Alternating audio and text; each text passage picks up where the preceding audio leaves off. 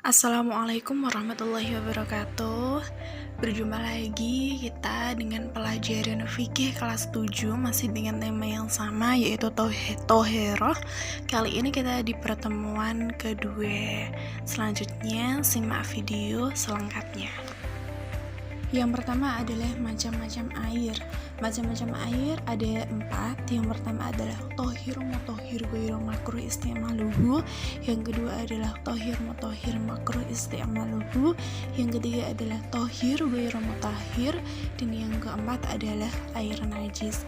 Kita bahas yang pertama dulu yaitu tohir mutohir ghairu makruh isti'maluhu. Ialah air suci mensucikan dan tidak makruh penggunaannya. Contohnya yaitu air mutlak.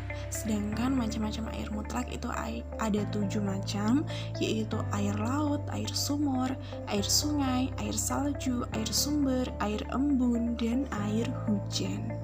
Jadi maksud air suci mensucikan dan tidak makruh penggunaannya ini ialah air yang bisa digunakan untuk bersuci, untuk berwudu, untuk mandi, dan tidak makruh penggunaannya. Jadi ini air yang sangat dianjurkan untuk bersuci. Yang kedua adalah tohir mutohir makruh isti'maluhu.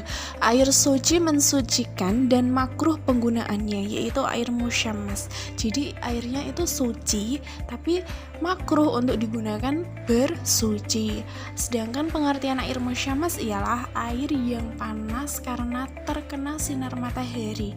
Air dipanaskan pada sinar matahari dan dalam bejana dari logam seperti tembaga, besi, dan timah. Sedangkan air yang panas ditempatkan yang tidak mungkin berkarat seperti di dalam kolam itu tetap sah dan tidak makruh. Jadi kalau tempatnya tidak mungkin itu berkarat, jadi boleh digunakan untuk bersuci. Sedangkan kalau air yang ditempatkan dalam tempat yang berkarat itu makruh penggunaannya untuk bersuci.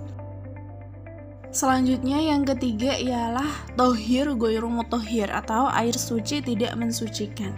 Jadi airnya itu suci tapi tidak bisa digunakan untuk bersuci. Yang termasuk air suci tetapi tidak sah apabila digunakan untuk bersuci adalah ada air mustakmal. Air mustakmal ialah air yang jumlahnya sedikit dan sudah dipakai untuk bersuci. Air ini tidak sah digunakan untuk bersuci. Yang kedua adalah air yang telah bercampur dengan benda suci lainnya sehingga bisa berubah sifatnya seperti air kopi, air sirup, air sabun.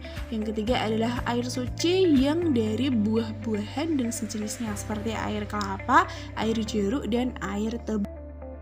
Macam-macam air yang keempat adalah air najis. Air najis di sini ada 2 macam, yaitu air najis sebab asal kejadiannya seperti air kencing. Jadi memang dari asalnya sudah najis. Yang kedua air mutanajis, yaitu air kurang dari 2 kulah yang terkena najis atau air mencapai 2 kulah terkena najis dan berubah warnanya, bau, dan rasanya. Adapun ukuran 2 kulah di sini ialah 500 kati Baghdad atau kurang lebih 177 liter. Jadi itu air yang kurang dari 2 kulah yang terkena najis, itu namanya air mutanajis.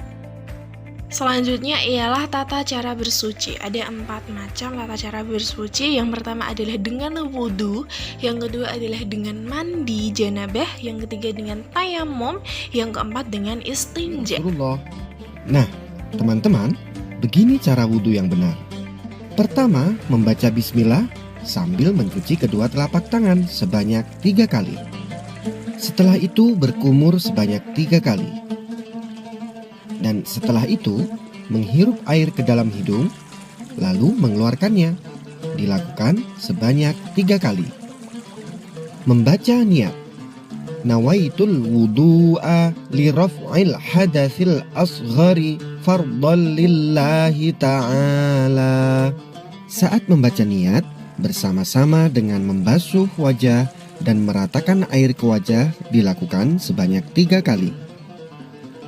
Selanjutnya, membasuh tangan kanan sampai siku sebanyak 3 kali, dilanjutkan tangan kiri sampai siku sebanyak 3 kali. Setelah itu mengusap kepala sebanyak 3 kali, dilanjutkan mengusap telinga sebanyak 3 kali. Yang terakhir adalah membasuh kaki kanan sampai mata kaki 3 kali. Lalu dilanjutkan kaki kiri sampai mata kaki sebanyak 3 kali juga. Selanjutnya adalah sunnah-sunnah wudhu. Yang pertama membaca bismillah, yang kedua berkumur, yang ketiga adalah mengusap kedua telinga, yang keempat mendahulukan bagian kanan. Sedangkan rukun mandi janabah ialah niat, yang kedua menghilangkan najis yang terdapat pada badan, yang terakhir adalah mengalirkan air ke seluruh badan. Selanjutnya ialah adab buang air. Yang pertama mendahulukan kaki kiri ketika masuk, mendahulukan kaki kanan ketika keluar, istinja atau cebok menggunakan tangan kiri, jangan bercakap-cakap sewaktu buang air, dan jangan menghadap kiblat atau membelakanginya. Yang terakhir ialah fungsi taharah dalam kehidupan. 1. Menjaga kebersihan lingkungan tempat tinggal, menjaga kebersihan lingkungan kelas dan madrasah, menjaga kebersihan lingkungan tempat ibadah, dan menjaga kebersihan lingkungan tempat umum. Selanjutnya ialah tugas. Silahkan tugasnya dikerjakan, ditulis di buku tulis soal dan jawabannya nomor 1 sampai 10. Selamat mengerjakan, tetap semangat. Kita berjumpa lagi dalam pertemuan selanjutnya. Wassalamualaikum warahmatullahi wabarakatuh.